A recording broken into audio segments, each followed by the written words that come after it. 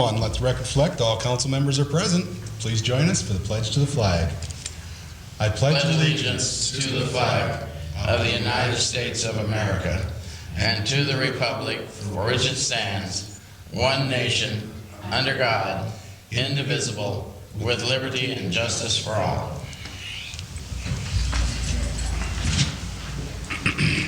It's winter. I brought my hat. I got a hat out back. Thank you very much. Okay, we have before us the minutes from the regular meeting on October 22nd and the special joint workshop on October 29th. Move to approve. Second. Okay, moved and seconded that we approve the minutes as presented. All those in favor? Aye. Opposed? Motion carries. Department reports. Chief is not here, so if anyone has any questions for the chief, they can see him during normal business hours. Administration, Burrow, anything to add? Well, nothing to add. Item number one, you have a copy of the proposed agreement between the Historic Society and the City of Nevada City for the operation of the Train Museum. You yourself, Mayor Arnett, sat in on at least 3, if not 4 meetings. Kathy, the city clerk, sat in on a couple or 3. There were numerous phone calls. And as I indicated in the memo, I would recommend that the city enter into the agreement with the society. It's hopefully, I think that the key thing in it that I believe is the oversight committee that's proposed in there. I think that will keep city representation involved, that will be appointed by the council. And for the operation, I think there's probably a lot of things at this time that neither party really knows as to the full what the problems may be in the operation of the museum. So certainly there may be questions, but well, just to get things rolling, I would move that we accept the agreement between the City of Nevada City and the Nevada County Historical Society concerning the Nevada County Narrow Gauge Railroad Museum. Second. Now, as I understand this, we own the building, they own everything inside of it, is that? Yeah, they will be bringing, they will be having in a sense, a second dedication of the museum itself in May Yeah. to coincide so that everything inside will be theirs. Reason only because there's a clause on page 2 that says the lease may be canceled at any time by either party, providing the other party 180 days advance notice. So if at some point they decide to get out of the museum business, they can take all the toys and leave, and we own a 4,000 square foot barn. No, then, Well, I mean, it's not that that wouldn't be a good deal, but I mean, that's what I'm reading here. Well, there is that could possibility. happen. But Based on the history of the Historic Society, we'll assume they're going to be there for a long time. Yeah, but they may decide they don't, doesn't work out, let's say. We have a 4,000 square foot building. Well, That Steve, will- Which I'm sure we can get more money for than what we're paying for. That's not the problem. just as a technical issue, in case anybody's listening to this tape 100 years from now, you also own the property, you Right. don't own the building. Yeah. You own the land, fee title to the land. Yeah, we can't lose on the deal, but Nothing wrong with that. no, nothing wrong at all. No, we can't lose. But we just need to understand there is a clause in there that somewhere down the road, some other historical society with some other dynamic may just say, the heck with it. Call for the question. okay, I hope they don't. I also assume that you're authorizing the mayor to sign the agreement as part of your motion. you bet. Yeah, and that's been seconded. Part of my second, yes. Okay, all right. Any further discussion? All those in favor? Aye. Opposed? Motion carries.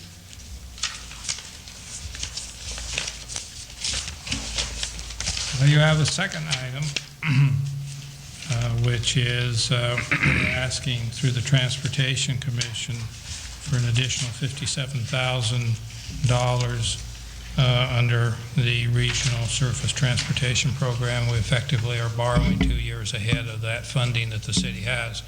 We did borrow last year when we did particularly when we did Rock Road in conjunction with all the paving that took place in Nevada City.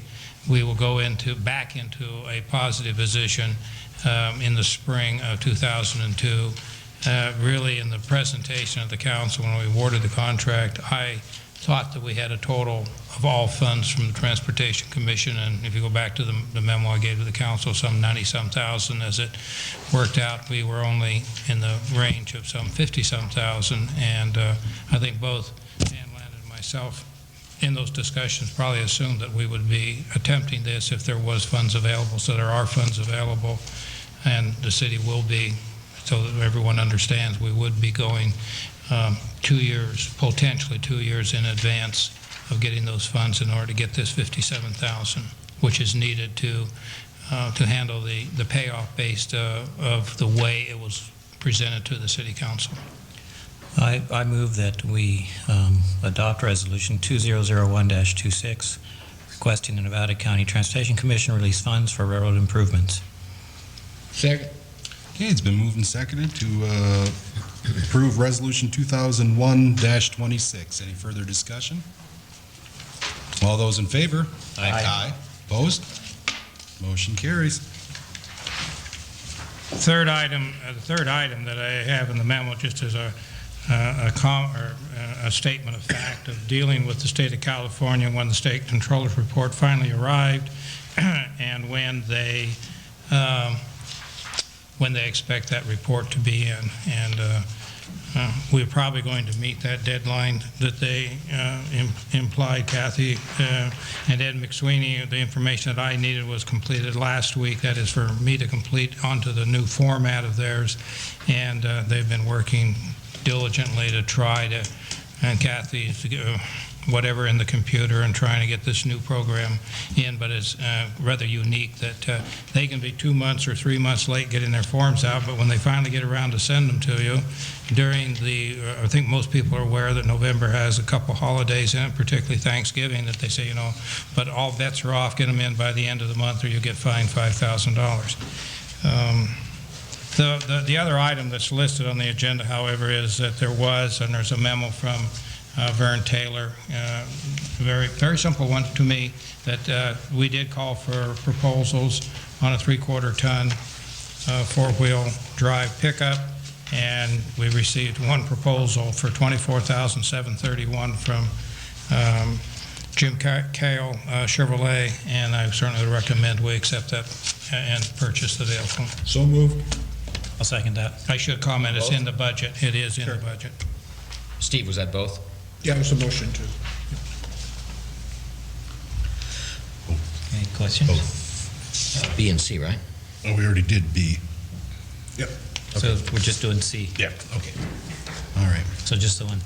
Well, good. It's been moved and seconded that we authorize the purchase of a four-wheel drive pickup truck for the Department of Public Works from Jim Keel at 24731. I'm glad to see that we're able to purchase something locally. All those in favor? Aye. Opposed?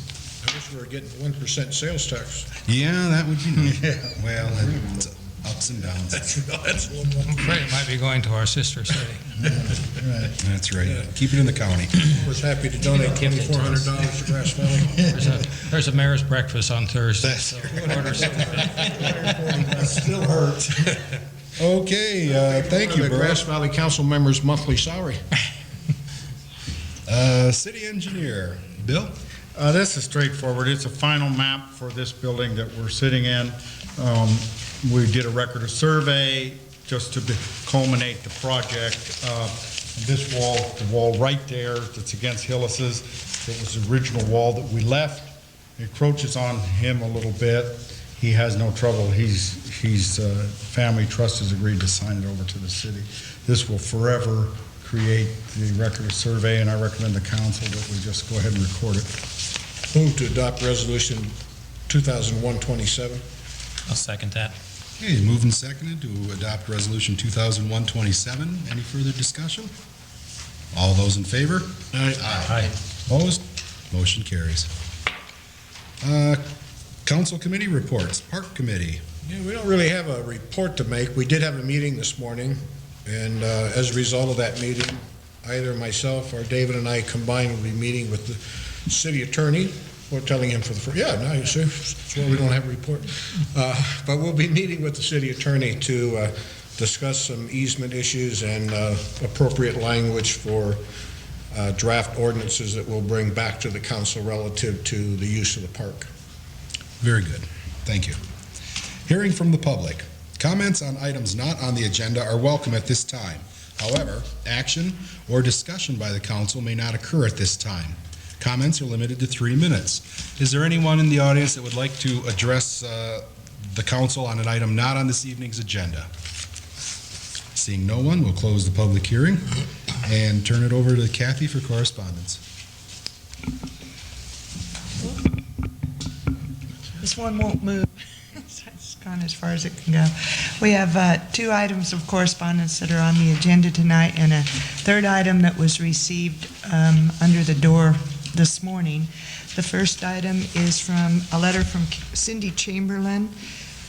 She's a neighbor on American Hill, and some concerns about the American Hill tract and the impacts on the neighborhood. Second letter is from Don Porter, and this is regarding a wall on Prospect Street. There's a question about the wall, and someone built it. I believe it's on city property. And the city attorney has written some correspondence back. Mr. Porter wasn't happy with his answer, so. There hasn't been one since this, then? I'm not sure. Jim would have to tell us. No, I've spoken with Ms. Raposi on this matter on 2 different occasions, and the first one was to listen to what she had to say, and the second one was to tell her what I had learned, and basically what I had learned was the same as what Mr. Anderson had said, so I just re-verified that for her, but I don't think it was the answer that they were looking for. And was that subsequent to this letter as well, or prior to the letter? Because it indicates you had conversation prior to this letter being written. Yeah, I spoke to them on the 6th of September initially, and I was going to get back with them within the next several days, but then September 11th came along and kind of sidetracked my thinking on that. And so we did speak again, it was last month, it was prior to this letter being written. Well, I just think, they've asked for a prompt attention, so whether you want to call them back and say we stand by our city attorney's letter, or the city attorney wants to send them a letter and say he stands by his previous comments, but they have asked for a response. And yep. Well, I'd be happy to sign a letter, or Jim could sign a letter, either way. It makes no difference. phone call. So just so they understand that's our final position. So. Where's that one? I'll even send the letter. It's next door to Mr. Falcone's house. And then the third item of correspondence is a letter that came in today. It's actually addressed to the Planning Commission. However, the envelope had it addressed to both the City Council and the Planning Commission, and it's dealing with an item tonight. I think there's maybe a misunderstanding. It says you're doing the general plan, but you might want to consider it at the time that you take up the sphere of influence report. Thank you, Kathy. There is no old business this evening. Under public hearings, Mr. Walker has requested that his item be continued until the December 10th meeting, so that item will be continued. And so we now turn to the public hearing on the Nevada City Sphere of Influence Plan Update. And we'll start things off, Paul. Good evening, Mayor and council members. I have before you the draft 5-year sphere plan, and this is a document that, on the one hand, is an approved document by the Planning Commission. On the other hand, it is still a draft document, as it states so on the cover. We want to submit to LAFCO an up-to-date document, and following approval by the Planning Commission, we have updated information, including new 2000 census information and 2001, 2002 budget numbers. Also, a modification in the maps had a rippling effect throughout the document, which meant different numbers and tables and so forth for vacant property and how many acres the sphere is, that type of thing. So we have finally brought it to you, and we are introducing it to you tonight because it is a 60-page document with 8 new maps and 8 new policies concerning annexation to the city, and it may take some time to digest. It also has a master service element, which I think the city engineer might have some words to say because there's some, I think maybe some changes we still want to make in that. The heart of the, as I just mentioned, just to reiterate, there's 3 parts to the plan. There's a map, which is map number 1, plus there are some supportive maps. There are policies, 8 policies, and there's a master service element. The master service element is a background element of the document. I want to bring your attention to the map so you just can see what you're looking at. And I put it up on the board there.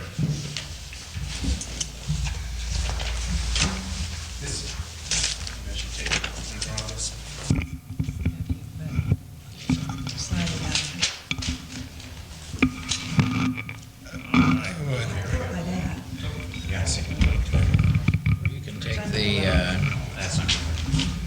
the speaker. Board over there, Paul. There you go, Paul.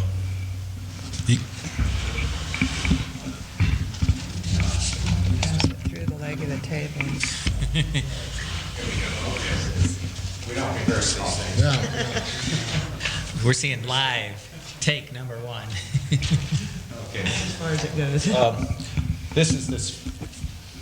This map was prepared by the Nevada County Geographical Information Systems Department, GIS. It digitizes all of the parcels that are within the city and also within the sphere. The outer blue line is the existing sphere of influence. The red line is the existing city limits. And what the purpose of this plan is to prepare a 5-year plan. And the 5-year plan is a requirement of LAFCO, which are the priority properties to annex to the city. Those are represented by the green dash plan, and you're here. What this does not mean in the next 5 years we're going to annex everything within the green line. It simply means that as annexation proposals from the city, these will have the first priority. Until the properties that are within the green line are annexed, properties outside the green line cannot be annexed unless a new document is prepared. Since this is digitized, we now have information we didn't have before. To begin with, the U.S. Census reported to us that in year 2000, within the incorporated limits, the population of Nevada City is 3,001. And also, within the green line, currently at this time, we estimate the population to be 646. That's between the red line and the green line, what's already in between those spaces, 640 some? That's right. Okay. The city currently has, see my notes here, we have, the existing city is 1,300 acres. In the green line is 1,100 acres. We didn't tabulate how much we've shrunk the sphere, but just by the eyeball, it looks like it's about half the size as the original sphere. So there's 1,100 acres in the sphere with an existing population of about 650.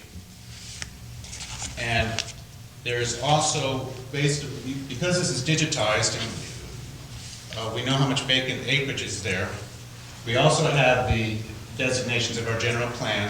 And so through the GIS system, we were able to calculate, and the methodology is shown in your report, that this area within the sphere can accommodate, according to the Nevada City General Plan, approximately 520 new units. that would generate a new population of about 1,200 within that area. So with the existing 646 and the 1,200 that could, new units could generate, the total new population within the sphere would be about 1,900 citizens. That's a build-out scenario. If you annexed all of this within the green line today, it would increase the population by 646.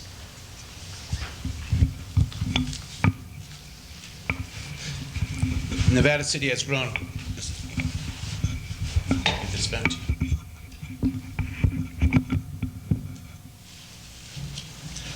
Nevada City has grown very slowly. It started out at 630 acres. As I mentioned, it's about double that size now, 1,300 acres. I just want to emphasize that we're not suggesting that we start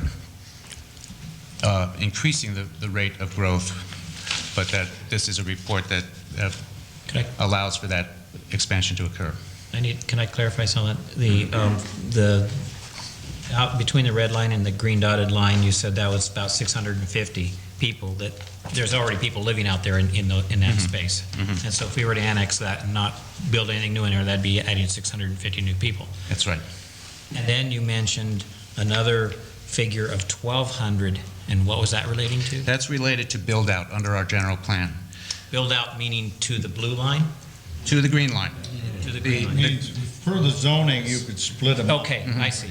Okay, so Based on how much vacant parcels there are, if they were annexed and developed. Hypothetical number. Very hypothetical number, assuming some future date when there's no more land to build on. okay. The other aspect of the report I want to briefly discuss is the policies themselves. There's 8 policies, and there's a discussion about each policy.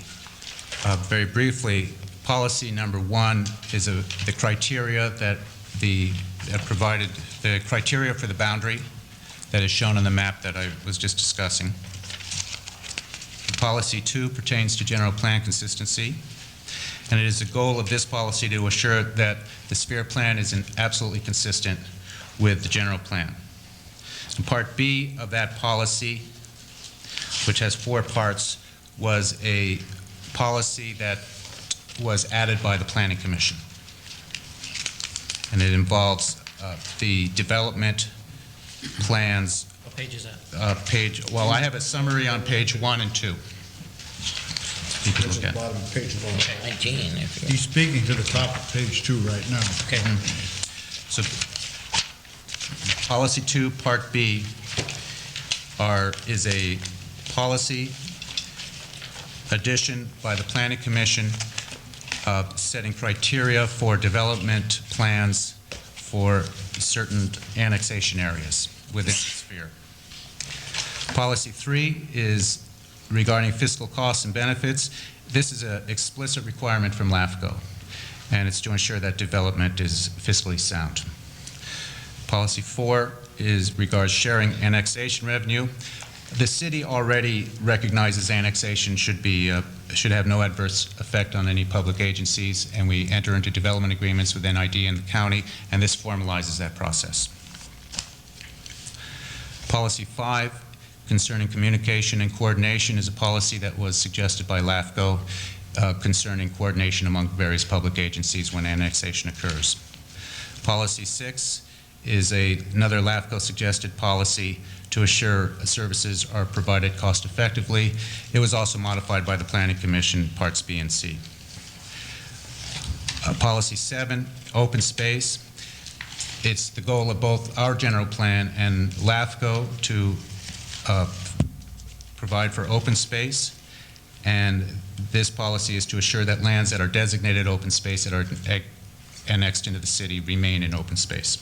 Finally, policy 8 defines a Nevada City impact area, which is basically the ridge line of overlooking the basin. This is an area that's outside of our sphere of influence, but which has impacts on the city when development occurs because of their visual impacts, because of traffic impacts. And This policy encourages the city to participate in the decision-making of the county and Department of Forestry processes for THPs, that type of thing in that area. So this shaded in area on map 3 is kind of that. Yes, that's basically the area that you can see for Nevada City, and also the area that generates traffic to our freeway on-ramps. And Bill, would you talk to the master service element? And Right, I can speak to a few of these items after discussions with the staff and Paul and me and my city manager. There's a couple of things. What page are you on, Bill? Well, that need to be clarified, and we'll start with page 28. And the estimated capital improvements. Now, these numbers were generated, as you can tell, this document took a while to get through. It went through the planning commission, started back in April, and it went through the LAFCO and meetings and through the city and through Paul, and so this stuff has been fooled with, so there's been some changes. So if you look on page 28 and you look at the estimated capital improvements, the maintenance yard is complete in the first about 7 or 8 down the road. The maintenance yard is complete, so that will be removed from the document. Also, if you go 3/4 of the way down, you'll find administrative, the city hall is complete. Okay? And just in case anybody's asking questions, because the city manager asked, and I want you to know that the 831,000 was generated. A lot of these numbers were generated out of the wish list of projects for the city, including the AB 1600 fund. So that's how we generated that. When you say administrative, delete administrative costs, City Hall. City Hall, we did City Hall. Yeah, we haven't paid for it. Well, you have, according to this document, that's already in your budget and it's budgeted for. So it's not something that's left to be done. Right. In other words, these are Nothing to do with the fact these that are you owe improvement no- projects. That's got nothing to Right. do with that, Steve. I get it. That would be Maybe I part of your, enjoy throwing $1 million out, but you still have to pay for it. I understand that, but I got you. I it's got not part, that's not something that not a we're going future. to attack and that we're going to be part of any annexation or going to be part of any funds that are going to be generated. You based the funds and the city hall on income and budgets that the city manager gave you. We're beyond that. We're going beyond that point. Does the Railroad Museum fall in that category? Is it AB kind 1600 is where these came from. Right. But Steve's saying that there's still money owed on City Hall, so he said, how do you remove City Hall from it? This document has nothing to do with the money that's owed on City Hall. And what about Railroad Museum? Is that also something that's considered done? It does for City Hall, not the projects. Now, the Railroad Museum is not done. Okay. So, It will be by the end of the year, but okay, fine. it's just not. So I really can't say that at this point. Okay. You're moving on? Moving on. A question about the park and cultural improvements. We've gone through this before at the table, where you list Miners Foundry and the Nevada Theater as a capital improvement project of over $5 million. And then down under the footnote, it says funding will be public-private partnership. But my question that I wrote, reading this, is that an assumption? Or do we have some existing policy that says we're going to share the cost, other than being good neighbors and helping them with grant applications, which we've done? What existing policy do we have that says that that's $5.5 million will be a public-private partnership? I'll have to yield to the city manager. I can't answer. I think that we don't have a policy, as you asked the question, or quote, a policy. I think that's the capital, those are the capital costs that they would, some of those studies they've done and et cetera. So it's nothing more than putting that figure down. A few years ago, we had it in for some reason, and we decided to pull it out because they're not municipal projects. No, we had it listed when they thought that money would be available for in all counties, and they asked us for, if you will, a wish list of projects that if you were to get full funding, you would like to see. And if I remember, we put that as one of our projects. The current governor, however, blue lined Nevada County, so we did not receive any money from that. So that's where it was on a wish list, I believe. And as I Isn't recall, that right, Merle? as I recall, our stake in the Nevada Theater is 1/16 of an inch or something of the front facade. Mainly so that we can Right. serve as the catalyst to apply for the grants and et cetera. Funding would always come from some, it isn't going to come. So we can always assume that it's going to be on a proportion basis there.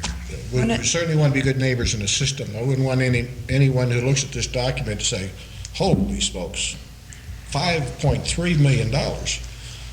One of the things, if I could point out, these did come off of our AB 1600, most of the items on this list. When we first generated this list, we did not want to be specific. We had figures in there taken from the AB 1600, but we didn't have a specific Nevada Theater Miners Foundry and a figure next to it. And I believe one of the planning commissioners wanted the list expanded and more information in it because we complete projects and list changes and stuff. We thought it should be more flexible than that, which is the way we first started out, so that as we completed a project, there's always another project dropping into place to take the, that are requiring those monies. So it's not like we finish everything off and that's it, AB 1600 goes away. There's always another project coming along. I mean, we overlay a street and then there's always another street that needs to be taken care of. We do a building, then there's always another one that comes up that we need to do. I don't know if that, so we came up with some examples to put in here to give you an idea, or to give, actually, Paul can correct me, but I think it was one planning commissioner asked for some specifics in there. I think that's how the table became what it is. I don't remember seeing that in the minutes. Well, it's been a while, and it may be that it was the executive director of LAFCO that asked us when she reviewed an early version of this and made some suggestions, and that may be where we put it in. But it was after the original consultant who, Pat Norman, put together a document, and we added this later at somebody's suggestion. Perhaps it was S.R. Johns, if it wasn't the planning commission. I have no problem. We've always helped them in the past, and I'm assuming we're going to help them in the future, but maybe that footnote could be modified to explain to the average citizen that that speculative $5.338 million is not a city project.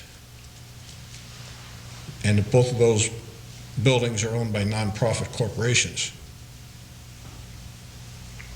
Which doesn't mean we can't help them. I think Steve's point is well taken, and it should be kind of noted. I mean, that's the largest number on the page. It kind of skews the whole thing, and it's not even ours. And so, I think it is an important note to make. Right, and it won't make any difference to LAFCO whether that number is there or not. Exactly. So let's just, No, I would just as soon have it deleted. Yeah, why does it even have to be there? Well, It's there because either the someone Parks and else- Cultural has $6,685,000, and that counts for the bulk of it. It needed some explanation. Otherwise, it looks like Pioneer Park is getting a new Ferris wheel.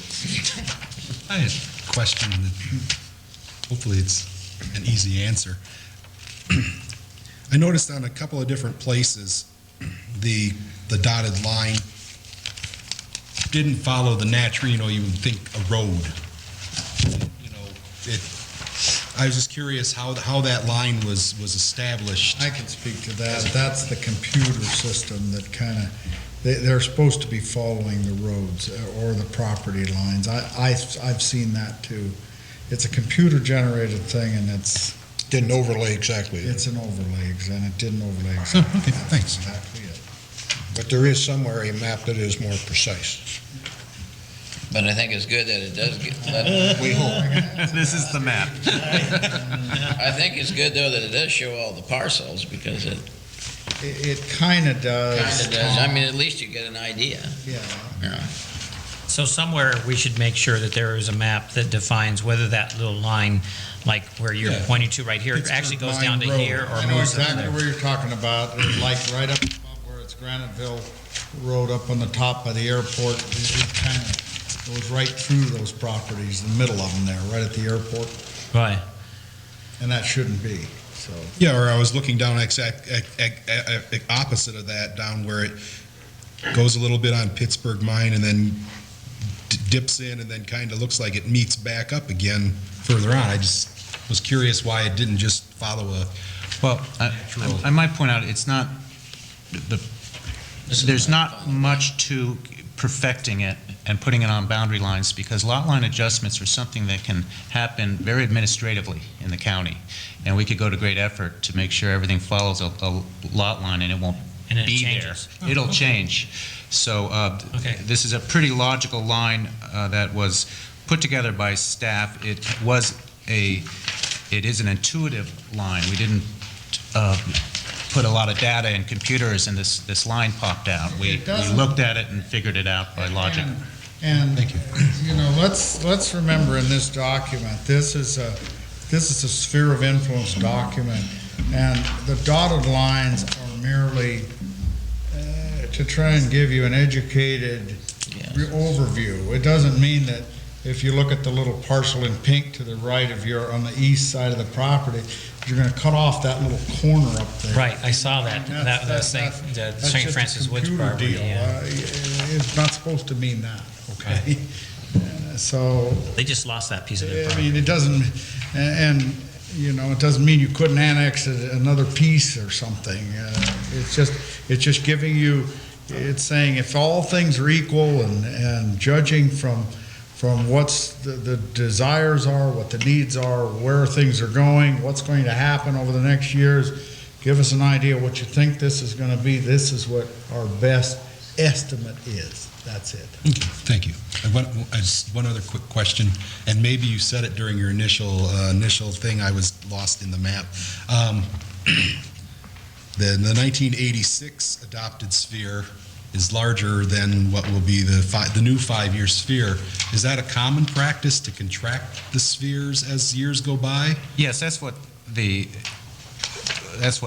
has asked us to do, is say, that our sphere has unchanged.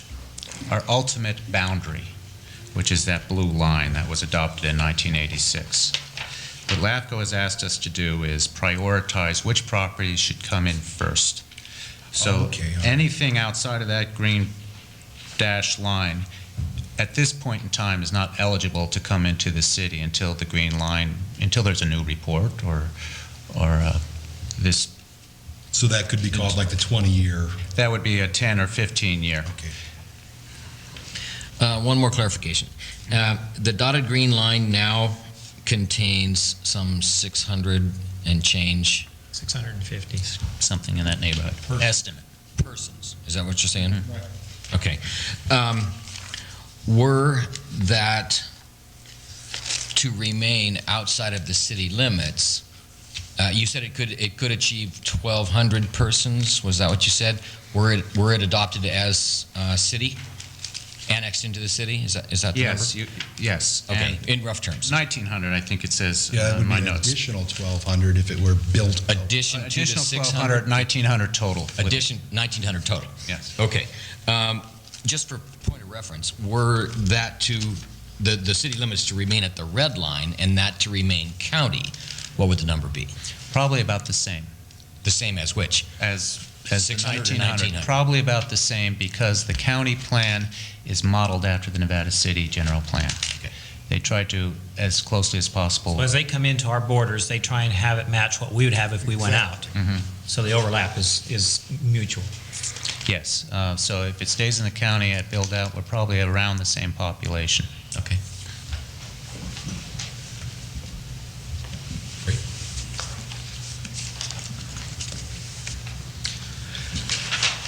All right.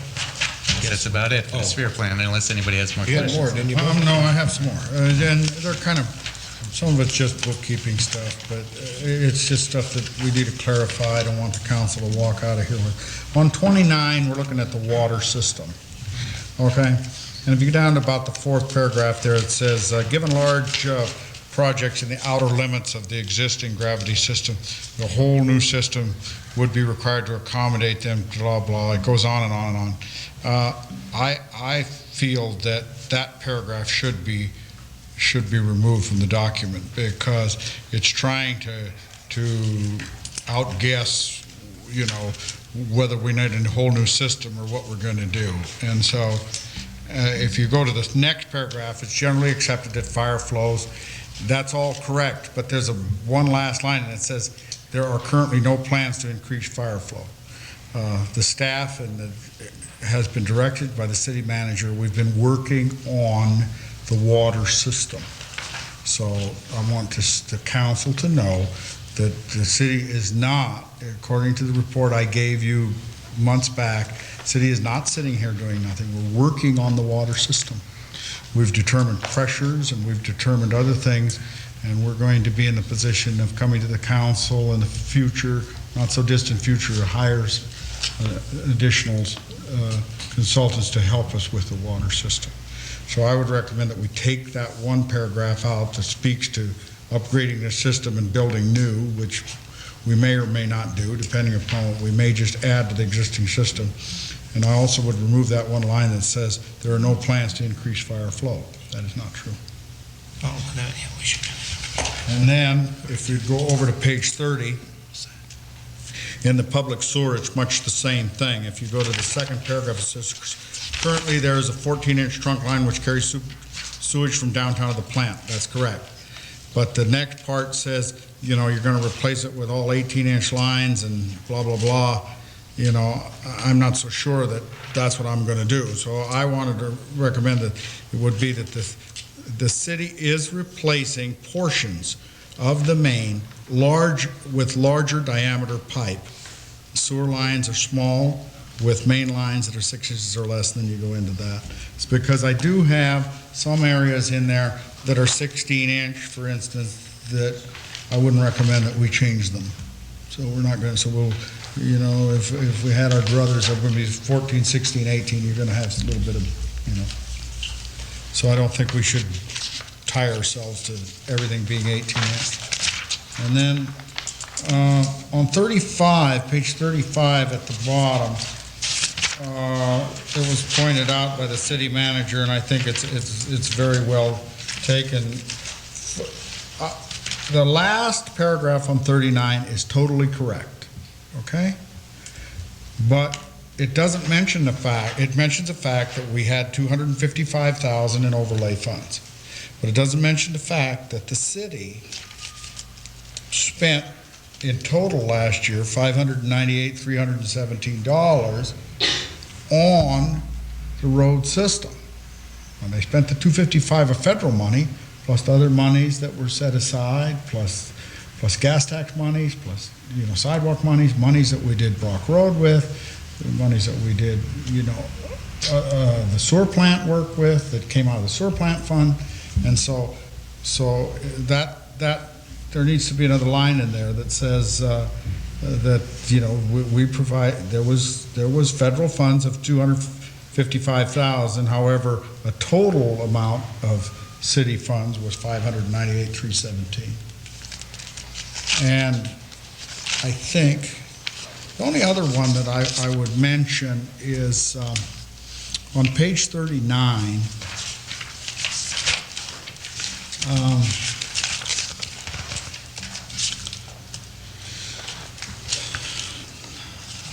If you look at page 39, the transportation proposed street improvements, table 3. Everybody there? We worked with Caltrans, and, you know, we talked to them, city manager, myself, and police chief, and right now, there is no signalization designated for 2049, and I don't think the city ought to encourage that. That's been the policy of the council, and it's, you know, it's your policy, but we could just put that, your Wren and State Route 20 intersection improvements. And Right. leave that, I would recommend that too. Didn't you tell us last meeting that appears to be what they're going to do with? Yes. Yeah, with changing the Right. lanes and all that, yeah. And, you know, I That probably think we should- ought to encourage more of that Yeah, kind of right. stuff. That should say improvement. Yes. It just reads, it's just signal at, there's just no signal at. Everything else reads the Delete same. those two words. Paul, I have a procedural question. Bill has made some suggestions, and I would hope that we've read this enough to where we may individually make suggestions. At what point would we begin to decide whether or not to incorporate these modifications to the Planning Commission's draft? Would that be done, in other words, are we at some point going to go back and start on page 1 and work our way through and make whatever changes that we may feel are appropriate or a majority may feel are appropriate? Or in other words, will this be visited to us 5 times as it was to the planning? Exactly, yeah. It's You know, I mean, Bill had some good suggestions, but, you know, do we vote on those now? Do we go back to page 1? I think we can put in Bill's suggestions and any other suggestions and give you another version that incorporates these changes. Also, this was noticed as a public hearing. We may get some input from the public, which you may want to consider. And at the point where you feel comfortable submitting this to LAFCO, that is where you would make that decision. LAFCO will be the agency that will assume authorship of this document. They will do the CEQA document on it. And it will be a LAFCO document in the final, when it's in its final form. You're saying LAFCO has veto power over us? No. No, they will be the agency that adopts this document as Right, but they'll adopt it. they'll adopt it. We will submit it. They will do the CEQA document on that's Okay. required, and then They approve either have it. to adopt it or reject it. If they don't like it, they can send it back. There you go. We'll see. Well, then, I guess my other question, kind of a follow-up question to you would be, having been through 5 public hearings, recognizing this began at the Planning Commission in October of 2000, some 13 months ago, what would be your recommendation for us? Would the logical way to approach this, after staff has had its input, and after the public has had its input, to start on page 1, and any concerns that any council member might have to raise the concern or the question at that point, and chronologically work our way through this document? That would work. We could. Maybe I could shed a little light on it from just being the city's representative on LAFCO. In 2000, there was adopted the Cortese-Knox-Hirschberg Act, which literally changed the world of LAFCO and of the cities and special districts, et cetera. The first thing being that, number one, we're all paying for it, whether we want to or not. The city of Grass Valley, LAFCO has finished the city of Grass Valley recent sphere update, which took about 2 years to do.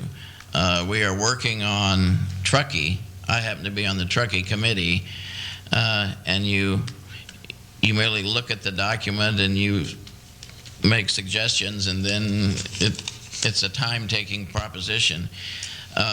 And we're starting here on this. Probably LAFCO wouldn't get to this for a year or two, because the new Cortese-Knox requires that they go through and make sure that every special district and every city and every county that says they are delivering fire safety, for example, is doing that. That says they're, what have you. So it's going to be a slow period while they figure out, what they're going to do next.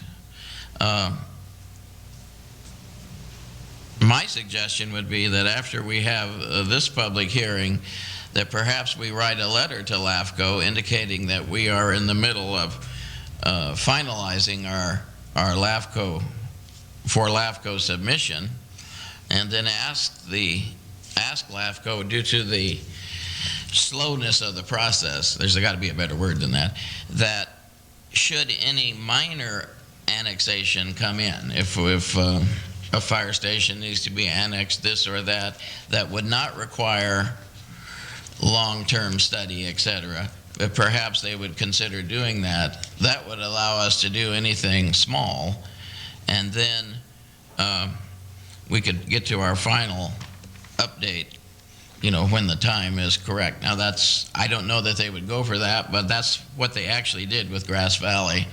And so I would think it would be worth at least we wouldn't have to turn to somebody coming to the city and say, we would like our lot annexed because half's in the county and half's in the city, et cetera, saying we can't do anything for 2 or 3 years. That would give us a chance to that. I don't think anybody really knows how fast or how slow these things are going to move, because the whole process is just completely slowed down. But it's your opinion that there's no sense of urgency at this time? That's my opinion, is there's no sense of urgency, but I do feel that we have taken a big step tonight in the fact that it's been presented to us and that we're now working on it. Councilman Balch, do you feel that if we submit this to LAFCO, will it help them with their work? Can they make a document that is consistent with ours? It's hard to say. Yeah. Yeah, but I think As far as the timing goes, even that letter we got from the executive director of Take your time, they're not ready. Right. Well, yeah, it was after that letter that I went to her and said, hey, we do have some small things. And so she said, this is what Grass Valley did, that they allowed any little, and we did. We took in LAFCO allowed them to take in like the record connection right there in Glenbrook because of sewer and water problems, excuse me. That's an excellent point. If the council would give staff direction, that would be, because right now we have a couple of small parcels that we've hooked to the sewer, that we've given them a year to annex. They cannot do anything. And to help us from those things slipping through the system, it would be nice to complete those. Well, maybe, if nothing else tonight, we can agree to have the mayor send a letter to LAFCO with that precise question, and that we are, although we've only begun, and none of us have commented on anything in these 63 or 70 pages yet, that we are with due diligence attacking. I think that's the sphere of whole thing, influence right? I think that would be a wise move on our part, and then it would, and I really don't think that there would be a reason that they would say no to that, because, and like I say, that we have 26 special districts, 3 cities, 1 county, and we are very fortunate. I attended a LAFCO session in Yosemite 2 weeks ago, and it's amazing in talking to the people from other cities that they are in big fights when you have 26 cities in a county to who sits on the board and how they pay their share of money, and it's really quite a deal. We're fortunate. Grass Valley, Truckee, Nevada City all agreed that we would do it based on a formula that we all came up with, and it's very fair, I think. And places couldn't believe that we actually all agreed. So. Just like the council. Yeah. That's right. Hey. So that would be my recommendation then. Okay. Good recommendation. Is that What does we that? need to do, motion on that? we need to do a public hearing before. Yeah, we got a lot, but that being done, I assume that we're going to do that. What would be your suggested approach to this document by us and by the public?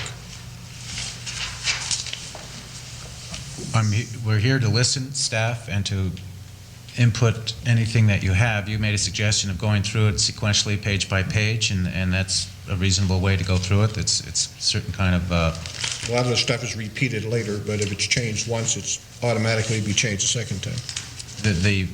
Steve, this may sound trite, but I'm saying what we need to do is we need to start the process. We need to hear from the public. We need your input. We need you to say, give us, give you 2 weeks or you know, I'm ready to whatever talk. you want, or. I'm just you know, asking- Or whatever you I'm have to do. looking- Then we need to kick it back and forth till we got a document that the staff and the council can agree to, we throw it up to LAFCO. Absolutely. You and I are exactly on the same page. I'm seeking guidance from the man who sat through 5 public hearings to tell me what is the most efficient I think way. that works. The most efficient way for us to. Start with page 1 and move forward. I do have a You would be question. however. surprised, I bet, how it won't be, it doesn't sound as laborious as, you know, some things will go rather swiftly. Some probably will, some may take a while. I do have a question, Bill, I do have a question of you, now that you have made your presentation and you referenced page 35, for instance. Well, you referenced the bottom of 30 over to 35, because there are maps in between and blank pages. But on the top of page 35, for instance, you say, I assume this is based on your input, that the system is approaching capacity, this is sewage, serving the existing estimated 12 to 1,300 households. City staff estimates currently there's a 15% cushion for new sewer hookups. My question of you, Bill, is that something that you determined before or after our analysis of the 80-unit proposal on West Broad Street? Yeah, this is before. And once again, see, this is something I missed. This needs clarification, because you already know what the answer is going to be. We're serving this many people.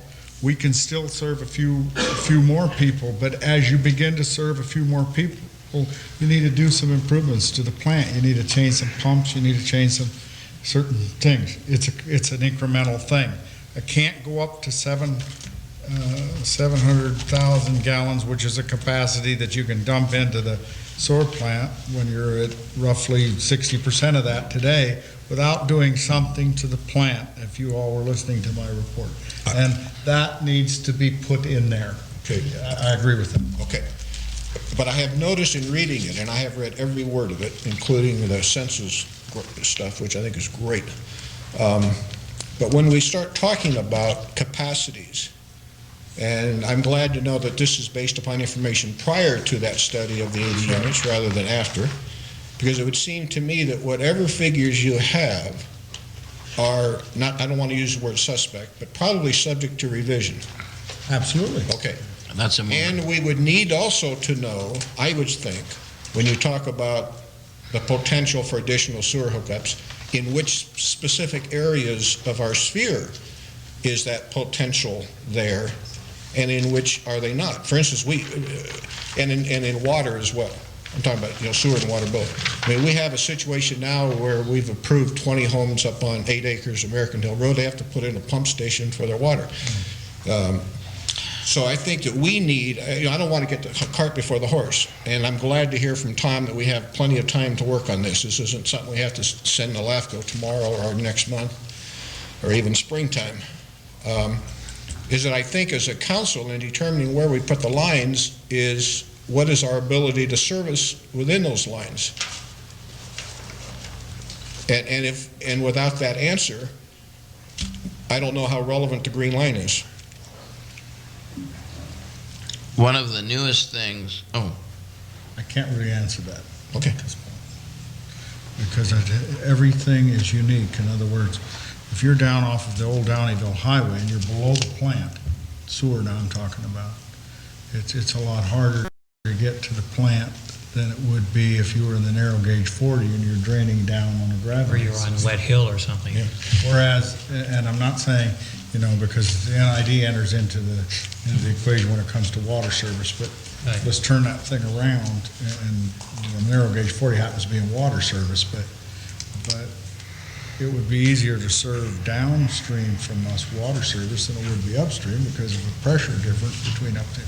So, Same for sewage, too. That's why, I don't, I'm a lay person. I'm looking for advice from the experts. But does it make sense to establish that line, recognizing that as a result of our examination on the 80 units, there is some question as to who we can serve and to what level we can even serve them today. And you have figures in here for what it would take to bring things up to snuff. We're talking millions of dollars. There aren't enough AB 1600 fees to pay for this thing, bro. It's not there. Would you agree that I mean, that, at 7,000 a unit, But that's, and only a portion of that, of course, you go to sewer, there isn't enough money to bring this thing up. Well, what I would indicate is the whole process, it's a state law. Yeah. But the reality is, whatever you put on this piece of paper, the reality is it's a sphere of influence. It's not saying you're going to annex this. Right. But And so you could easily say, we're not going beyond the lines at all. Well, then you're not going to annex anybody. It really, in order to annex anything, you got to put a line somewhere. And we could spend, and we may well, and the city may well spend a year or whatever studying it. And we can study this thing to death, and there's nothing wrong with that. But the reality is there's going to be few annexations.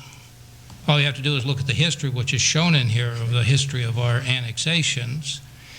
And so whatever effort is put in and whatever additional energy goes in, whether we've used an outside consultant on this, as is indicated, and staff, Bill has certain limitations on how much time he can put in on this. I see it as a process to meet a state requirement, and I don't know that it's a process to per se stop annexations, because some are going to take the time and effort to go through, as Grass Valley has.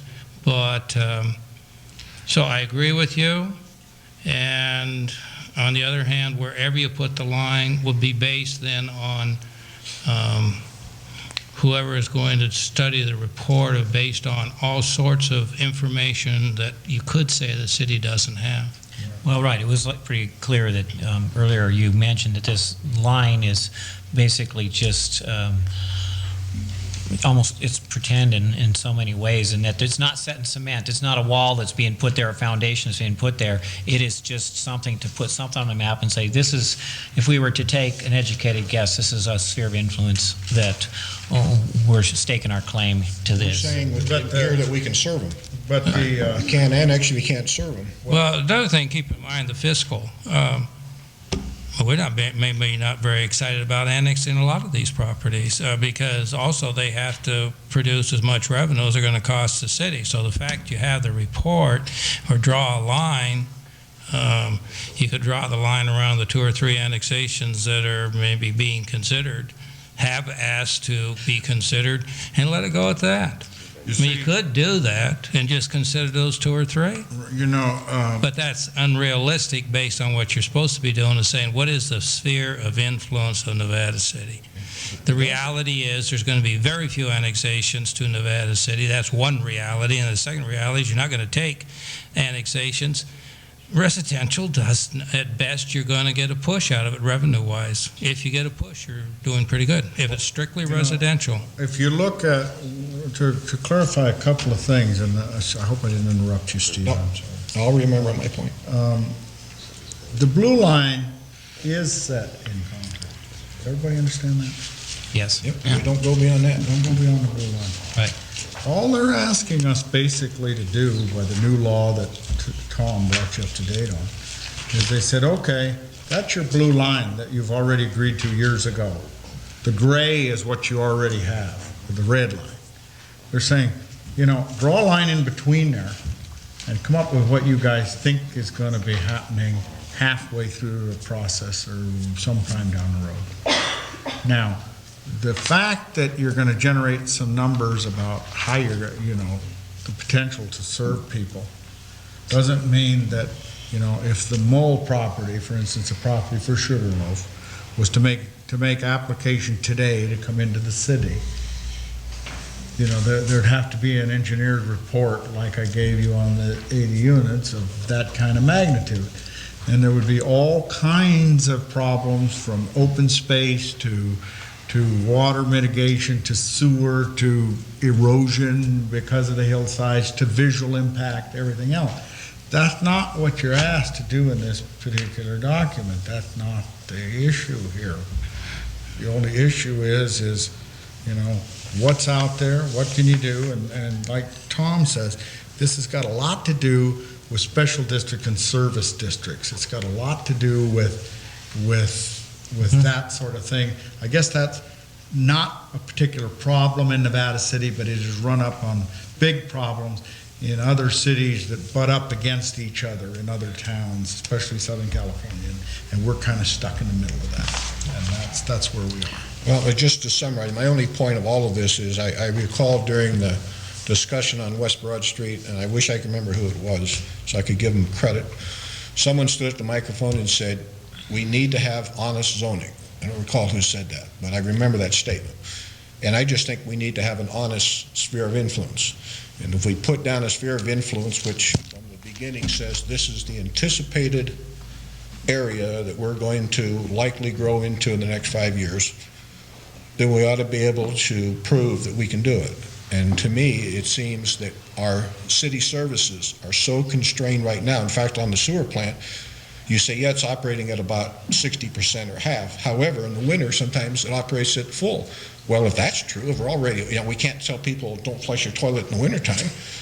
So if we're operating at essentially full capacity in the winter, we're looking at enormous infrastructure costs to do anything. So I just think when we're done with this, that green line, yes, I know it's not, doesn't say, yes, we shall annex this, but there's an indication through this, correct me if I'm wrong, Mr. City Planner, but there's an indication through this that we can reasonably serve those people in that green line. First of all, I think to think that, I know this is the way the system works, and I don't want to be facetious here, but, if that's a 5-year line, Steve, and I've worked for the city for many years, and you've been in this work, you've worked for the city for many years. We'll never go there. In 5 years, we're already 1 year into the 5-year on that, and I can look at everybody at this table and probably everybody in the audience, I'm not going to bet, my entire fortune on it, but I bet yours that that's easy. We'll never get to those green lines. Well, I think 5 years and probably not in 20 That's years. easy. That's a pretty cheap. you have to consider. You have to consider that the law wasn't written for Nevada City. The law wasn't written for Nevada City. The law was written to influence. That's what I'm saying. Yeah, and We're stuck with it. And we're stuck with it, absolutely, without anywhere to go. Now we have to consider on annexation water, which never before was a consideration. When you annex something, you have to be able to prove to LAFCO to allow you to annex that you have water, that you can provide all the services that are in here, and there's also the schools. Now, LAFCO doesn't know what the law means about the schools. The Attorney General is interpreting it at present. I don't think, for us, it's, but these things aren't a problem for us. We just have to realize that we've got to go through with the situation and realize that more than likely, all we're going to annex is the small partials here and there. That's at least the way I would see it. I think I won't be around when we're doing all that. So. I absolutely agree with your conclusion. So the rhetorical question is, why are we going through this charade? Because we have to by law. We have no choice. We have no you choice. don't have this thing. Yeah, but we could put the green line around the current city limits. Yeah. Well, No, LAFCO wouldn't accept that. They wouldn't accept it. No. They Absolutely will do not. it. So what LAFCO is looking for is some earnest effort on our part Exactly. to recognize That's that right. the city may grow even though we can't currently service them.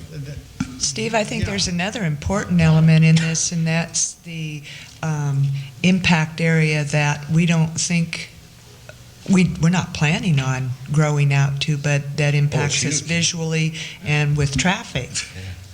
So, this covers more than just what we can serve. Yeah. I mean, what we can really annex, but also what impacts us, what they're doing out there that impacts us visually and with traffic coming through. So there is a reason to adopt it. Well, there's a reason to adopt it. I just think when we're done, it ought to be an honest reflection of what we as a city see as our future.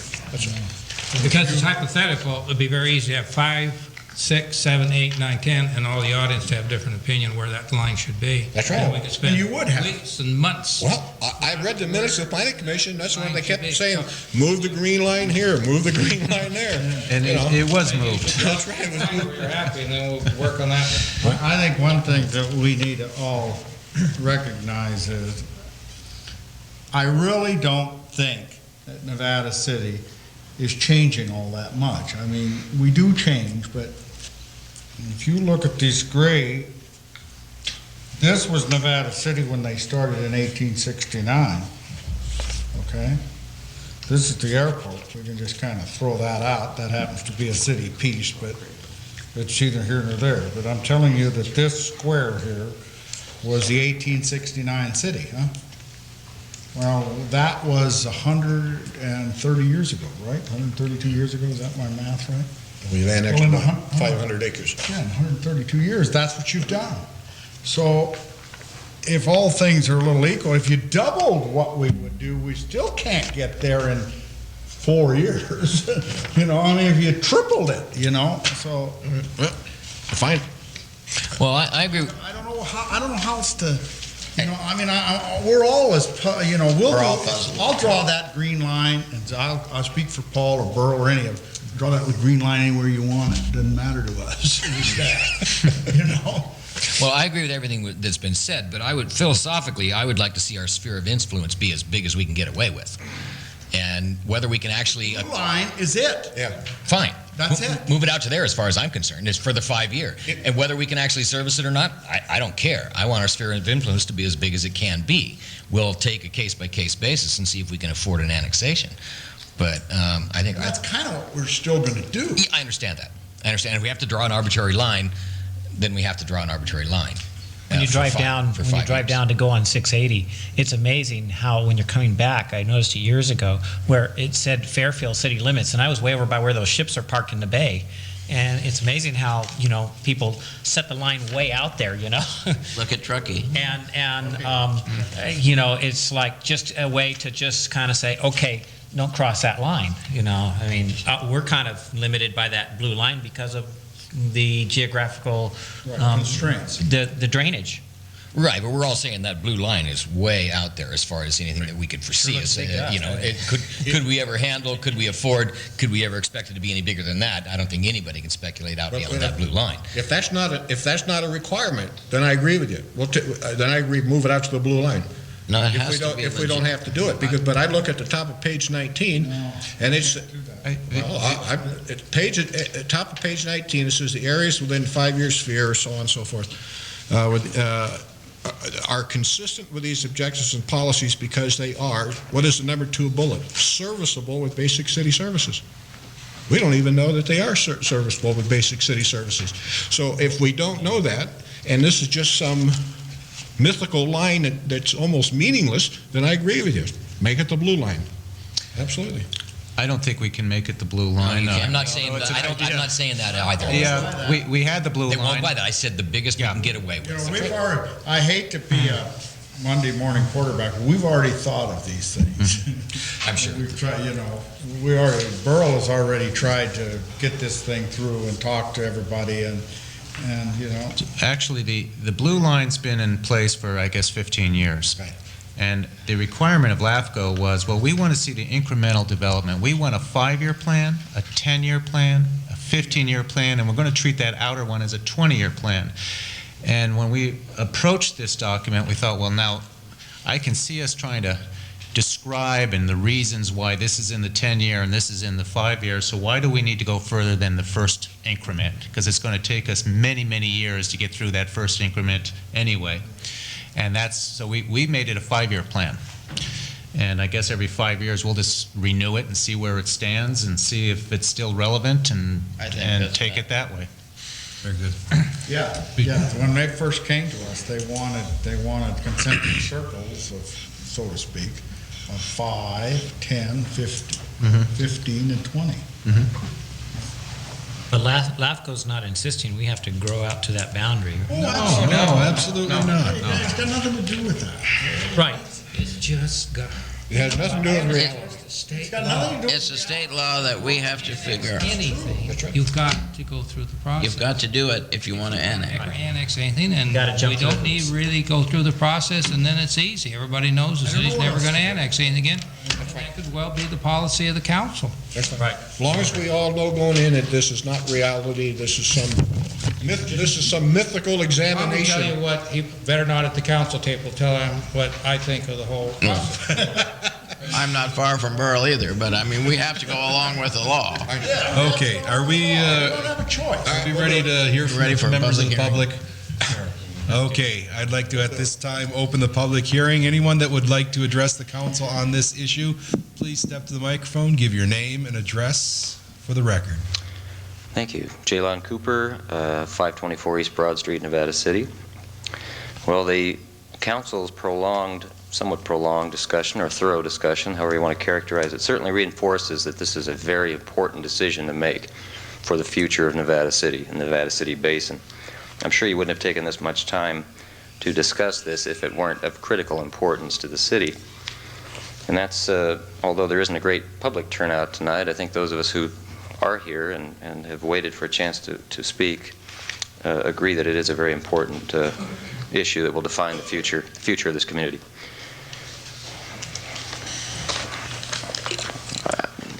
I came to City Hall today and looked at the sphere of influence file that you probably all have. And then I went back and looked at the general plan, which has a glossary on page 70, and it's very succinct, which kind of helps me. I need that. Defining the sphere of influence concept, it says it's basically a limit to which a city can annex according to state law. The sphere of influence is determined by LAFCO. And that's pretty much, those are the two critical elements of this concept. Obviously, the agenda item spells it out in much more detail. But the point that I raise in mentioning that is that I don't intend to go on any longer than I have to, but as usual, my concern is process. So let's start with that. In the file that you have, I noticed that there were a couple of different pamphlets with a beautiful aerial photograph of Nevada City. Nice, handsome-looking pamphlet. There were, however, two different ones in the file. One was the scope of its 5-year plan was 2001 to 2006. There were two copies of that in the file. And there was a subsequent copy which the cover page defined the scope as 2002 to 2007.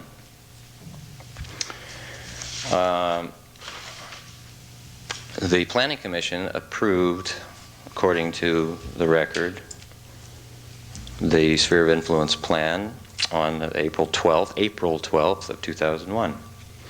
That was preceded by 4 previous meetings, March 8th, and then we get into last year, December 14th of 2000, November 9th of 2000, October 26th of 2000. Those were the meetings that are referred to here as the 5 different public hearings. I'm not sure I attended any of those, but there seems to be, at this point, a concern about efficiency. Let's be efficient about the way we process this.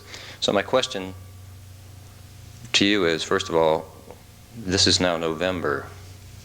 7 months ago, the Planning Commission approved something, and I'm not sure whether it's the 2002 to 2007 version or the 2001 to 2006 version. I don't know what the differences are between those two drafts, but certainly I've listened to the city planner, city engineer, and others, and their comments certainly underscore the fact that changes are ongoing right now. Things are being proposed, changes are being, but the fact that it's been 7 months since the Planning Commission approved whatever draft they did approve, and it may not be the one you've got in front of you as the most current one, I don't know. It's been reworked, retooled. I don't understand that 7-month delay in getting here, but I think I do understand it. I understand it because I understand that there are a couple of minor, small proposals out there. The city's serving them. The city wants to do something about that. And that's what I think prompted us to calendar this thing. However, in calendaring it for tonight, I think the notice was dated October 29th. And in that public notice, as public notices usually do, they mention that the public has a right to come to City Hall and review, whatever is in the file. Well, the current version, the 2002 to 2007 plan for the sphere of influence, if you look at the face of it, it's dated October 31st. It seems to be after the notice went out for this meeting that was received by City Hall. Therefore, I would argue this shouldn't even be considered tonight. It's not been properly noticed. It's a violation of the Brown Act because the city did not have within its file the material pertinent to this item tonight. The public could not come in within the notice period and review this because it wasn't there. It hadn't been received. Right on the face of it, it says October 31st. As far as what was approved before, I don't know which draft it was. So that's a notice question that I want to raise because I sense that the Council's going to do something, kind of a compromise move here. I sense the Council's probably going to say, we can't really act on this, but we'd like to be allowed to process some minor, small, proposals that may come our way. And in fact, LAFCO has set that precedent with Grass Valley, as I understand it, and I think that's what Mr. Balch is saying. Which brings me to the October 22nd, 2001 letter from the executive officer of LAFCO, S.R. Jones, which has only been mentioned in passing tonight, but I think deserves a little more attention because going back to the general plan, it is LAFCO. It's LAFCO's domain here as far as the issue of sphere of influence. And if you look at the contents of that letter very carefully, which is one of the few recent documents that are in that file that I could find, October 22nd, makes it pretty clear that, once again, state law, LAFCO. State law, according to the executive officer of LAFCO, has changed, as Mr. Balch pointed out. The Cortese-Knox-Hertzberg Act has changed some of the procedures, especially concerning municipal service reviews. If you read the contents of the letter, I'm a little surprised that the only reason this could be put on the agenda tonight would be when you get down to the about fifth paragraph of the letter, which proposes a compromise similar to what Grass Valley did. You really can't annex until we have all the information. State law has changed, but here's a way we can maybe accommodate you. And I think that's why you're here tonight, listening to this input from staff and listening to me. That's why it's on here. I'm very concerned about that approach because what's small to one person may not be small to another. What begins as minor can become something else. I think if you're going to go down this path, the definition and the standards have to be very, very precise, specific, well articulated so that we're not opening a can of worms here, pending following state law and following what LAFCO is indicating you ought to do here. So I don't know what small is, but we need to define that clearly before we take that path. And I know specifically what's out there. I know what the proposals are, and I know realistically what the city's concerned about taking action on, but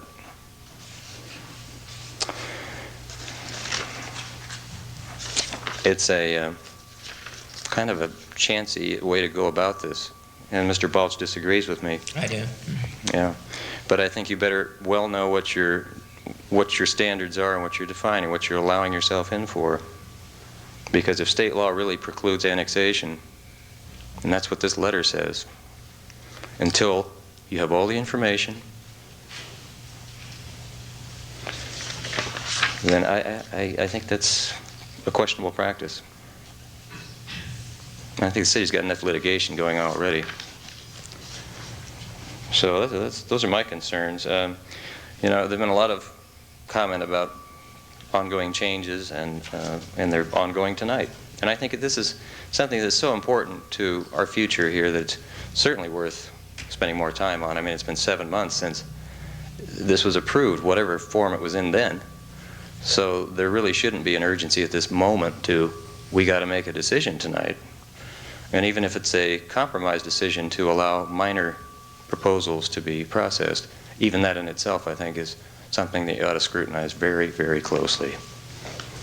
So, I think that's about all I had to say. I hope you'll consider what I've indicated. Thank you. Yeah, Thank you. Mr. Cooper, while you're there, as far as ongoing changes, I think it was pointed out, it came as a draft, and so that is part of our charge, is to perhaps we will, if there are 3 votes for anything, that there perhaps could be some ongoing changes, and that's why it's a draft.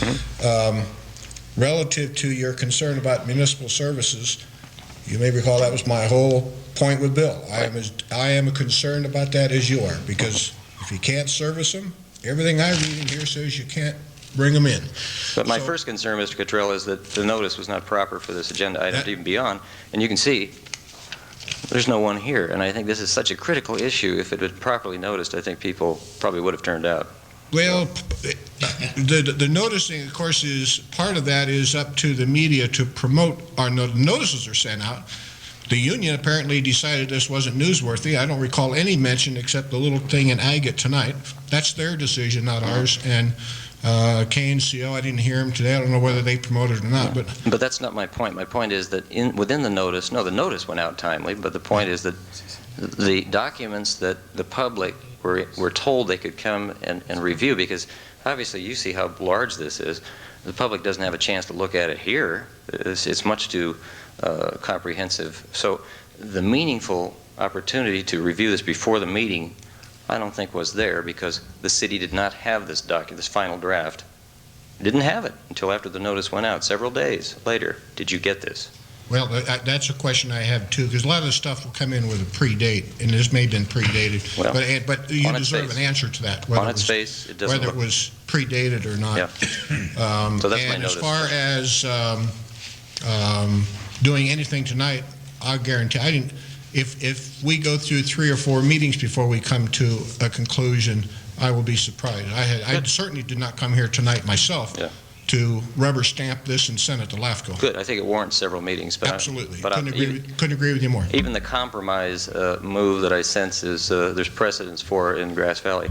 I'd ask you to hold off on that until there's more time to be sure you know what we have here. It's very important. In that regard, you know something I don't know, because I don't know what you're talking about. Well, read the letter of October 22nd and listen to what Mr. Balch was proposing a little while ago, and then I think you'll understand what I'm You're talking about. talking about some specific things the city has some interest in bringing in. There are projects out there that are outside the city limits here, sure. And I think you know what they are. Come on. But anyway, please. I'm absolutely serious. So am I. Before you make any decision of any kind tonight, please give this a continuance of a couple of weeks or a month or whatever, so that we can get all the facts and all the state law, all the things that LAFCO is asking for. It's just critical to the future of our community. And I'll conclude. Thanks. Do we have an answer for his noticing question? Yes, state law requires a 10-day notice. It has to be a minimum of 10 days notice in the paper, and the documents have to be able to be reviewed within that 10-day period. If this went in the file on October 31st, it's been there 12-plus days prior to the hearing, so I think we've met that requirement. Plus, it seems obvious to me that we're not going to adopt anything tonight. We're going to continue 2 weeks, so that will sit in the file another 2 weeks, so by the time we have the next hearing, the public will have had 23-plus days or so, or excuse me, 26-plus days to have reviewed it prior to any council action. So I think we've met our requirement as far as the notice. And as Steve said, it may have been predated anyway. You might have gotten it at the time the notice was sent out. I have no idea. Do you know, Paul, if it was predated or that we actually received it, or Kathy, whether we actually received it in this building on the 31st or received it prior to that and it was just predated? I have no idea when it came in. It's in a box. There's probably a slip that, shipping tag with it somewhere that, or I don't even know if they shipped it, if it was picked up. We had a copy here, the master copy, and then, there was a master copy sent out to make, to Superfast. Can I ask? But there was a copy here as well. Just for simple clarification, because I know there was one before, because it's a draft, there have been other drafts, and once the previous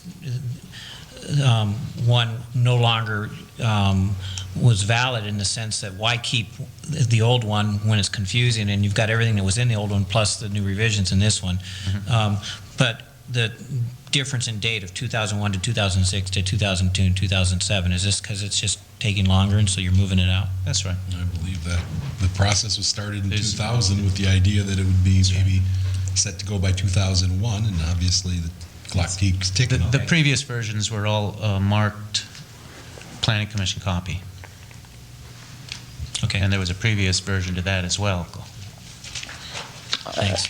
So this is the third version that we've had public hearings on. If I could just pose one more question, I guess what I'm wondering is what the Planning Commission did approve, the draft they did approve in April, how is that different from the current draft you have before you? Do all of you know what the changes are, what the differences are between those two drafts? And then we have additional changes being proposed tonight on the draft that you have most currently. So it's a lot of changes that seem to be flying around, and I think we ought to be real clear on what they are. That's all I'm saying. I think that's why it's phrased a draft. Yeah. Isn't that the whole purpose? I understand, but in terms of approving a draft, We aren't approving a draft, we're just Okay. looking at it. Okay. Crying out loud. good. Well, for crying out loud, if I wasn't here, I'm not sure whether you'd be approving it or not. So I want to make sure that we wouldn't are be clear as far as what you're approving, what you're looking at, why it's been 7 months between one action and another. And again, the compromise of allowing small proposals to be processed, I hope you take a long look at that, because I think that can open up a whole lot of problems. Well, a lot of us here at the table get our packets, on Friday right before this, and so one of my first things I did this morning, since yesterday was a holiday, was to say I would need more time to read through this. I do trust the work that the Planning Commission has done. I'm not a planner. I may have questions, or questions that are either that I have or that are posed to me through people like you, citizens that call me or come here, and I don't think I didn't sense in this city hall today from any staff or tonight here at the table, I don't hear anybody sounding like they want to rush to judgment on Good. this. That's what I wanted to hear. Thank you very much. And also to absolutely ensure you, whether this room were empty or 100 people in here, there's no way in God's green earth I would have voted for this thing tonight. Good. Obviously, I agree with everything you said tonight. Okay, Steve, thank you. Is there anyone else that would like And to address? maybe I'll give you a call and find out what these projects are, because I'm unaware of them. Okay. I will. I'll give you a call. Is there anyone else that would like to address the council on this item? Gary Johnson, 210 Drummond Street. I was walking up Broad Street the other day, stopped to look at the agenda, and saw this item on the agenda, and thought I would just come in and witness what happened, or what was going to happen tonight. And the only thing that really, well, first, I can see that we, as a city, have something that's looks like it could take a year or 2 years to eventually be resolved at the speed LAFCO goes. And the only thing that really stood out was when Mr. Balch said, well, in Grass Valley, they have an interim proposal for taking in minor or small annexations. That's not what I said. Oh. I said that there was a small portion, or a small annexation that Grass Valley wanted to do, and they allowed that to take place. I didn't say we were going to do that. Okay. I just said they allowed that before their final sphere was through. Okay, I hear that. I think what I heard was that was mentioned as something, the way I heard it was something that Nevada City might consider doing. If they had something small enough that LAFCO would consider it. Okay. You have to realize it has to go farther than here. I understand that. My concern is about the words small and minor, because what might, a quarter acre might be small to one person and 20 acres might be small to another person.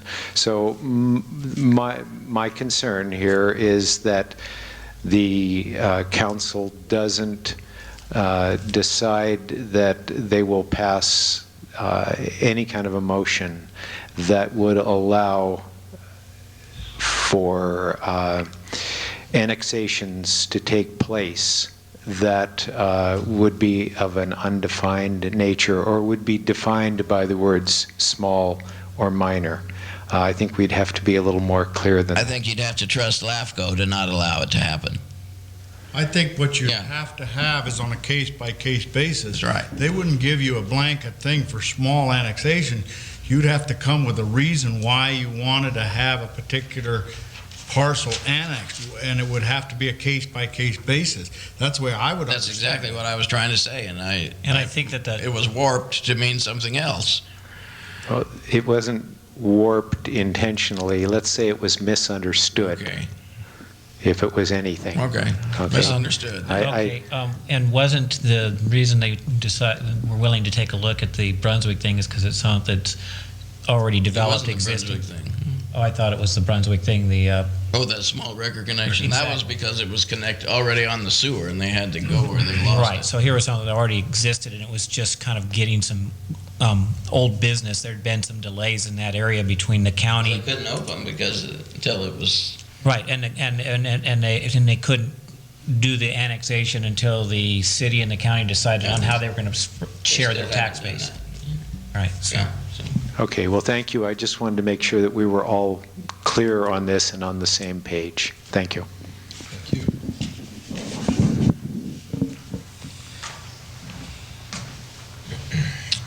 Anyone else? Seeing no.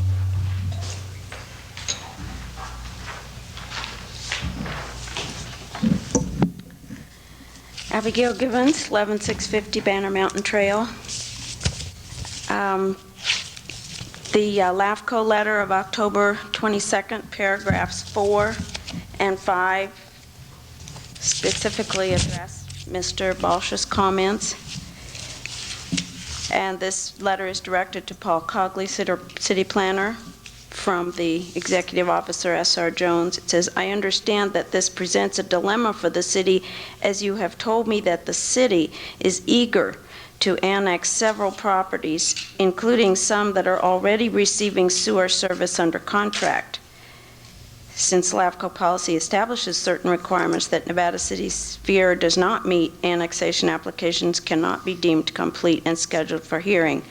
Then it goes on, and the end of that next paragraph mentions specifically case-by-case way of dealing with these specific ones, and they recommend that it be even looked at only for very minor proposals, such as promoting more efficient provision of services or eliminating an illogical boundary. So hopefully that would clarify that these projects that apparently Nevada City is eager to annex ought to fall within pretty narrow guideline. Just general comment. This fascinating subject. I kind of wish I'd gotten into this about 30 years ago, but land use is obviously very interesting, and it seems to me that mountain towns just can't do what flat land cities can do. They'll never be able to do it because of the issues of up and down hill, gravity, drainage, mud, slides, and all the things that happen on slopes. So that it may be necessary for us to look at this town differently than we would as a big city where we draw a circle, 5-year, 10-year, 20-year circle. And the best we can do is maybe reverse the process and say, okay, looking at the line we already have, our red line, what is it going to take to provide the really quality service within the red line?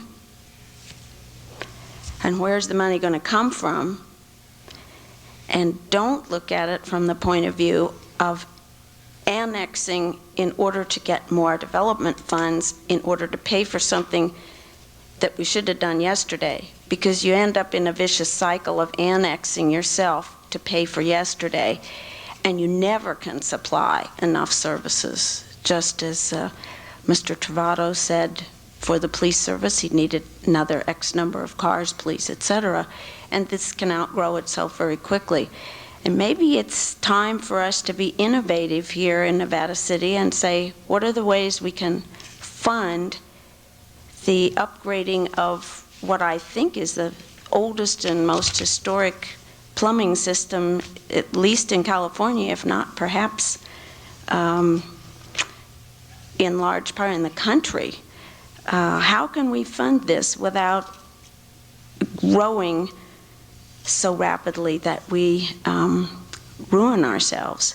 And we're really pushing the edges of public health safety here. We have very serious issues with the sewage. I'd like to see us slow down and do something new, and maybe Mr. Falcone could help us in grading those areas of the city that would be most likely to be developed at the least expense, and categorize that, maybe section A, section B, section C, and then draw a line and say to LAFCO, we would like to annex zones A-type zones, because they are the least expensive. We think we can come up with the services for those areas by such and such a date, and give some kind of figures, and then say zone B's would be more difficult, zone C's might be next to impossible, and have all that within some kind of a 5-year plan, but to be very clear to LAFCO that right up front, so that it fits their needs for the districting, and what Mr. Balch says, they need to know the truth about what we can and can't do. And maybe we can tell them what we can do and what we can't do. And if we can't do any of, even if there are no zone A's that we can afford to do, maybe we need to draw the line where it is and say, for right now, that's as far as we can go, and these are the reasons fiscally why we can't go there. Because once you put it down in paper, this thing does become law. It's not a mythical document. It's serious business. So that's just one thought. Thank you.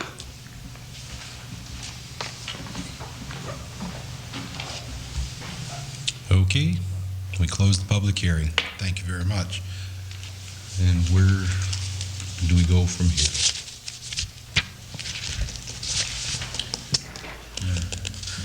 Revisit this at our next meeting, or what's your pleasure on that?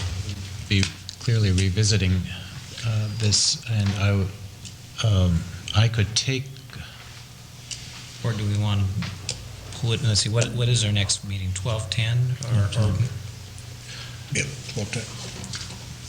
No, we've got another one in November November. 11:26. 11:26. Probably 27. revisit this after the first of the year again. I mean, we're not going anywhere with it. LAFCO's not going anywhere with it. Yeah, I don't see the rush in trying to come There's back no with it in rush. 2 weeks, when there's a lot to dig through. That sounds good to me, and we could be prepared. We could have some of the changes Bill mentioned could be presented to you, and we can just keep up with any other suggestions to the text or to the map that you want to make. And, Well, we can't make suggestions outside the public forum. No, but we would. I'm thinking of your question, Steve. You know, this has 3 or 4 parts. There's a master service element, there's policies, there's some discussions, and there's maps. And we probably could look at each component separately, as a separate item. That's just scratching the surface. You want to take a look at my notes in here? I'd love to. Only in a public forum. Okay. If you want to wait till the first of the year, maybe never mind to me, as long as there's no urgency, but, you know, maybe we could just take it piece by piece at every meeting, and just at a nice, calm pace, work our way through it, decide, you know, what are we going to do here? Say we come back and say, okay, we're going to take, because it's the language. I mean, I've got questions beginning on page 1. And say, okay, we're going to take first 2 chapters on December 10th. We're going to take chapter 3 on first meeting in January. Chapter, you know, so there's some. I I think Or if you're going gonna through do each that, can I element ask a is question, the best just- way to do it myself. I marked down that Carrie closed the public hearing. If you're going to take those in sections, are they going to be public hearings? Where the public It would have to be. can, I mean, because you're bringing stuff up. All right, what would be the Do we want to proper reopen the public, I mean, not close the public hearing, or do I need to We're gonna close renotice anyway, it, Jim? because we're not going to make any decisions. Yeah, I think we're just closing for tonight. Yeah. For this evening. Want to make it for close for this evening? Yeah, close the public hearing for this evening. I just want to clarify that if I have to send out new notices, I need to know. Well, I think to avoid new notices, I think we should pick a date and say we're continuing this on to such and such a date to consider either such and such a chapter, such and such a pages, or whatever. Okay. Or such and such element. Right, whatever you want to do. I'm looking at this as basically having three parts to this. If I'm hearing that we want 3 meetings and not to take the whole evening up on this issue, one suggestion would be that the next meeting could be on chapters 1 and 2. That's background and purpose of the 5-year sphere plan and the general plan considerations, land use and population. Those are the least controversial, and start with the background. I would then move to the master services element, because that's more background. That's chapter 4. And finally, issues and policies. After you've learned the background, you'll be ready to make decisions as to what the annexation policies should be for Nevada City. The summary of 5-year sphere plan policies on page 1 is just reiterates in a different format chapter 3. So that's the same thing. But I think if we go through the background, that gives you the information that you'll want to have before you make policy decisions. Well, that's good. That's exactly what I was looking for, some guidance from someone that's been there. Okay. So we would go page 1 through 11, then we would go 27 through 46, then we go back to 15. Sounds good. Actually, 5 through 11. Page 1 is a summary of the policies, and we're going to wait until the end for the policies. Okay. So chapter 1 and chapter 2. Then do we move for the public hearing to be continued until? Until the first meeting of January, at which time we will discuss chapters 1 and chapters 2. How does that sound? Is that your motion, Tom? I'm sorry, I'm If the city losing. attorney says that we would, okay, that was a motion. I will move that we continue the public hearing till the first meeting in January, and at that point, we will discuss Chapters 1 and 2. chapters 1 and 2. I'll second that. Okay, moved and seconded. Any further discussion? Well, just on the motion, I'd say I want to reiterate what Mr. Cooper was talking about, and that is, I am just personally very disappointed that neither KNCL, the union, or KVMR felt that this issue was newsworthy, not newsworthy, didn't promote it beforehand, didn't promote it after. All we could do is tack up agendas in 3 locations and fax them to the union and to the others.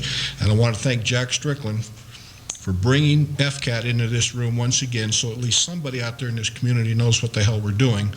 And I would hope that by the next time we meet, that perhaps one or more of us might have a conversation with people who assign reporters to meetings, that perhaps they might attend a meeting that is, as Mr. Cooper said, and Mr. Johnson, this is one of the most important decisions we're going to make, and we better not do it in a vacuum. Okay. Better not know it where, I'm sorry, I didn't hear you. In a vacuum? In a vacuum, that's what we're doing right now. Okay, all those in favor? Aye. Aye. Opposed? Motion carries. Thank you. New business, Nevada County Grand Jury response concerning the water treatment plant. You want to do this one then, or we got a letter from the foreman pro tem of the grand jury saying that we needed to file our response to the grand jury's findings, and that packet is here for your perusal, and a letter that essentially says that we agree with their findings and that we have entered into a contract to rectify the situation as they spelled it out. I'd move to authorize the mayor to sign the draft letter dated November 14th. Second it. Okay, moved and seconded. Any further discussion? All those in favor? Aye. Opposed? Motion carries. Announcements. The Nevada County Narrow Gauge Railroad Museum dedication is set for Thursday, December 20th, 2001 at 1 o'clock. Public is cordially invited to attend.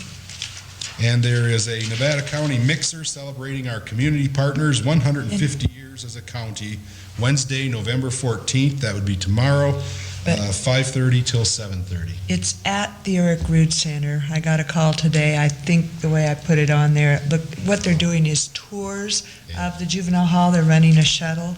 Okay. So go to the Root Center if you want to enjoy the hors d'oeuvres and stuff that they have, and then they'll take you by shuttle over to tour the Carl F. Bryant On item number second.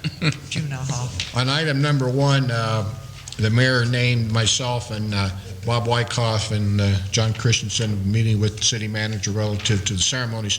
So that no one is concerned about coming out on a December day and facing the elements. We're reminded we have a 4,000 square foot vacant building on December 20th, and no one will need to get wet. It's going to be a beautiful day anyway, We'll be able to hold the ceremonies indoors, and no one will get wet. I assume you schedule for a nice sunny day, though. Yeah, that'd be nice. All right. Okay, we have an executive session this evening.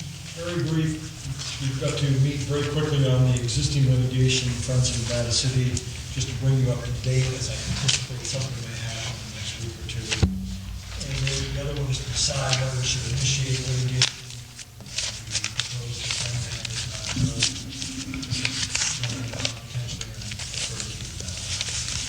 So I don't expect any announcements, probably 10, 15 minutes max. Okay. That's Jim, I don't. So it's not itemized because we have information that the other potential person does not have. That's correct. Okay. After our Brown Act workshop, just let me know. Move to adjourn to executive session. Second. Okay, moved and seconded. All those